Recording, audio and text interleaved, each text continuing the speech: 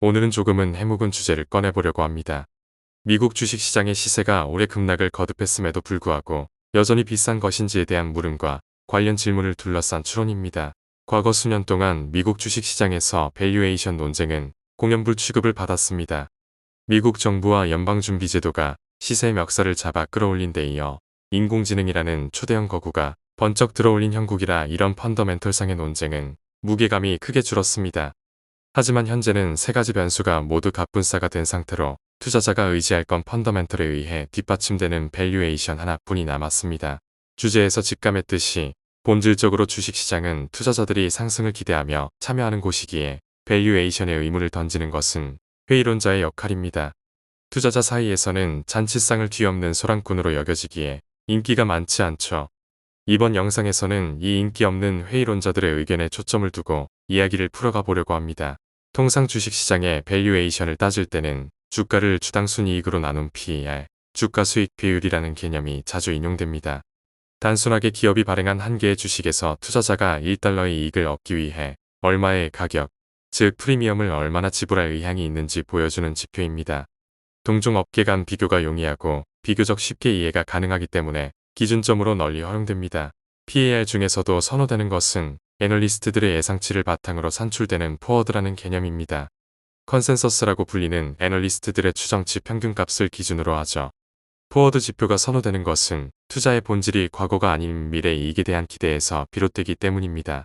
그 추정치의 시계는 현재 분기를 포함한 향후 4개 분기, 즉 12개월을 삼습니다.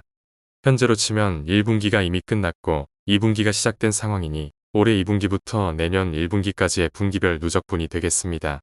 12개월이 기준이 되는 것은 예측의 정확성과 적시성 사이의 균형을 맞추기 위함도 있지만 연간으로 표시되는 금리 등과 비교하기 위한 측면도 있습니다. 일종의 투자 세계의 공통 언어로 보시면 됩니다. 다시 정리하자면 주가를 애널리스트들의 향후 12개월 주당 순이익 추정치 컨센서스로 나눈 포워드 PER이 널리 쓰이고 있다고 이해하시면 되겠습니다. 그렇다면 이제 미국 주식시장의 지표로 일컬어지는 주가지수 S&P 500의 PER을 따져보겠습니다. 현재 S&P의 포워드 PER은 20.9배입니다. 현재 S&P 500의 시세 5686.67을 LSEG라는 곳에서 매일같이 집계해 공표하는 향후 12개월 주당 순이익 추정치 컨센서스 271.54달러로 나눈 값입니다. 과거 5년 평균치 19.9배와 비슷한 수준이고 10년 평균치 18.3배보다는 높습니다. 과거 평균치와 대조하면 현재는 소폭 비싼 국면이라고 할 수 있겠습니다. 하지만 현재의 PER을 보는 것은 의미가 다소 희석됩니다. 이미 미국 주식시장의 시세는 급격하게 반등한 상태이기 때문에 비싸다는 결론이 나올 가능성이 크죠. 투자자들의 비관적인 심리가 극도로 달했던 지점에서도 비쌌는지를 따져봐야 당시의 시세 수준이 과연 저점이었는지를 가늠할 수 있을 겁니다. 만약에 공포 국면의 저점에서도 고평가 상태였다면 바닥으로서의 설득력은 떨어질 겁니다. 올해 주식시장의 투매세가 극도에 달했던 연중 저점인 4월 8일을 기준으로 보겠습니다. 당시 S&P 500의 시세는 최고가 2월 19일에 6144.75에서 19%나 떨어져 이른바 약세장 코앞까지 갔었죠. 4월 8일 S&P 500의 시세는 4982.77이었습니다. 그리고 PER은 12개월 주당 순이익 추정치 컨센서스가 278.96달러였으므로 17.9배였습니다. 과거 수치와 비교하면 확실히 저렴한 국면이었다는 추론이 가능합니다. 하지만 보수적으로 접근한 관련 분석에서도 함정이 존재합니다. 애널리스트들이 추정한 이익 예상치가 낙관 편향적이었을 가능성이 있기 때문입니다. 주가를 이익 추정치로 나누는 PER의 산식에서 분모인 이익 추정치가 현실보다 높게 형성돼 있다고 한다면 PER은 실제보다 낮게 계산됩니다. 즉 애널리스트들이 미래 이익을 너무 낙관적으로 전망했다면 주가가 실제보다 저평가된 것처럼 보이는 착시 현상이 발생할 수 있는 거죠. 최근 애널리스트들의 이익 추정치가 하향됐다고는 하지만 이 하향된 수치마저 아직 낙관 편향적일 가능성이 있습니다. 현재 이익 컨센서스 271.54달러는 올해 초인 1월 3일 272.67달러 대비 0.4% 하향된 수준에 불과합니다. 회의론자들이 제기하는 문제입니다. 최근 주식시장에서 유력 전망으로 떠오르고 있는 도널드 트럼프 행정부 관세 정책발 경기 후퇴가 유력한 시나리오라면 이익 컨센서스도 어느 정도 후퇴해주는 게 맞는 그림인데 현재의 컨센서스는 너무 높다는 겁니다. 예로 현재 주당 순이익 컨센서스 271.54달러는 1년 전, 그니까 작년 2분기부터 올해 1분기분 250.67달러보다 8% 높은 수준입니다.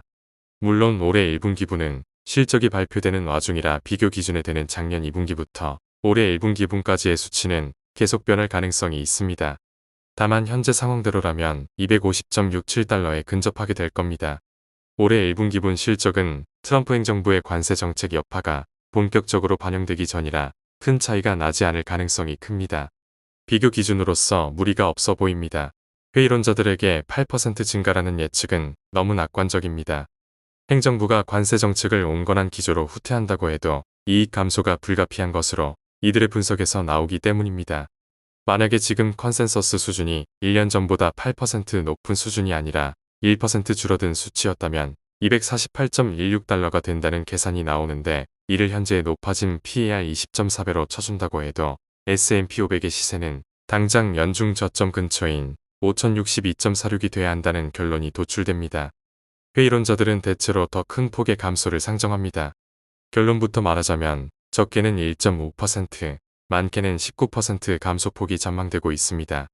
결론 범위의 폭이 넓은 것은 트럼프 행정부의 최종 관세율을 어떻게 상정하느냐에 따라 그 수치가 달라지기 때문입니다. 트럼프 행정부는 현재 4월 4일에 발표한 상호 관세에 대해 유예기간을 두고 협상을 진행 중이라 최종 관세율이 어떻게 될지는 알 수 없죠. 또 기업들의 가격 전가가 발휘되느냐 등의 시나리오에 따라 달라질 겁니다. 골드만삭스의 전망부터 보겠습니다. 골드만삭스는 관세율이 5%포인트 상승할 때마다 주당 순이익이 1에서 2% 감소한다고 봤습니다. 올해 초 미국의 평균 관세율은 2.5% 정도로 추산됐습니다. 현재 월가에서 온건한 시나리오로 거론되는 평균 관세율인 10에서 20%를 적용하면 올해 초 대비 7.5%포인트에서 17.5%포인트의 범위 안에서 상승하는 셈이 됩니다. 골드만삭스의 전망을 단순 비례식으로 대입하면 올해 초 대비 최소 1.5%, 최대 7% 감소라는 계산이 나옵니다. 이번에는 좀 더 구체적인 시나리오와 방법론을 제시한 BCA 리서치의 추산을 보겠습니다. BCA 리서치는 모든 국가에 부과 중인 10%의 보편 관세가 유지되고 중국에는 관세율이 54%로 줄어드는 한편 특정 품목에는 25% 관세가 적용되는 시나리오를 상정했습니다. 여기다가 기업의 관세 비용 전가는 제한적일 것이라는 전제를 깔았죠. 관련 분석에 따르면 이 시나리오에서 S&P 500 기업의 순이익률은 2.2%포인트 감소하는 한편 주당 순이익 자체는 19.2% 떨어지는 것으로 파악됐습니다. 회의론자들은 여기다가 한 가지 추가 논거를 제시합니다. 이익 추정치가 현실을 직시하고 꺼지는 상황이라면 투자자들의 프리미엄 지불 의향인 PER도 함께 떨어져야 한다는 것이죠. 고금리와 달러와 강세 여파 등으로 이른바 어닝 리세션 우려가 지속됐던 2022년 10월 당시에 S&P 500의 PER은 16배였습니다. 1980년 이후 경기 침체에서는 S&P 500의 PER은 평균 10배로 파악됐습니다. 그렇다면 관련 시나리오에서 비교적 보수적으로 보이는 것들을 조합하면 어떻게 될까요? 골드만삭스의 최소 감소폭 1.5%와 2022년 10월 당시에 PER 16배를 적용해 보겠습니다. 감소폭 1.5%의 비교 시점을 올해 초로 했던 점을 고려해 주당 순이익 추정치 컨센서스를 올해 1월 3일에 272.67달러로 기준으로 삼아봤습니다. 여기서 1.5% 감소하면 268.58달러가 나오는데 PER 16배를 적용하면 S&P 500의 시세는 4297.28이 됩니다. 현재 수준 5686.67보다 무려 24% 낮은 결론이 나옵니다. 나름 보수적인 추정치로 계산해봤는데도 상당한 낙폭이 추정됩니다. 회의론자들은 이익 전망치나 밸류에이션 전망과 같은 펀더멘털 지표 외에도 미국 주식시장의 시세를 뒷받침했던 비정량적 요인의 후퇴에 대해서도 지적합니다. 대표적인 것이 중국 저비용 인공지능 모델 딥시크의 등장으로 비롯된 인공지능 내러티브 전개의 한계성, 교역국을 적대시하는 트럼프 행정부의 정책으로 인한 미국 예외주의의 퇴조 등입니다. 경쟁력 있는 인공지능 모델을 그것도 저가의 미국이 아닌 다른 곳에서도 만들 수 있고 미국 자산 자체에도 신뢰성이 떨어진다면 투자자로 하여금 미국을 덜 매력적인 곳으로 이식하게 합니다. 최근 수년 동안 투자자들에게 이른바 저점 매수는 필승 전략이었습니다. 2020년 3월이 그랬고 2022년 10월이 그러했습니다. 올해 4월 8일이 저점이었다면 최근 5년 사이 3차례나 저점 매수의 노림수가 적중했다고 볼 수 있겠습니다. 하지만 묘수도 3번이면 필패라는 말이 있습니다. 당시와는 다르게 재정 지원은 부재하고 연준의 조속한 정책금리 인하는 기대하기 힘들게 됐습니다. 미국 주식시장의 프리미엄을 뒷받침한 인공지능과 예외주의라는 지지대도 한층 약해졌습니다. 지난달 중순 블룸버그 통신에서는 전문가들의 의견을 통해 개인 투자자 사이에서 형성된, 특히 젊은 층에서 확산된 주가는 오르기만 한다라는 인식의 취약성을 지적했습니다. 월가의 헤비급 선수들이 잇따라 경고하는데도 소셜미디어상에는 저점 매수를 뜻하는 바이더딥 해시태그가 여전히 인기를 이룬다며 말이죠. 이에 대해 뱅크 오브 뉴욕 멜론의 밥 세비지 마켓 매크로 전략 책임자는 모든 큰 하락에서 매수하는 방식은 실패할 수 있다며 대규모 하락은 변동성과 경제 상태가 연결된 변곡점에서 발생하기 때문이라고 경고했습니다.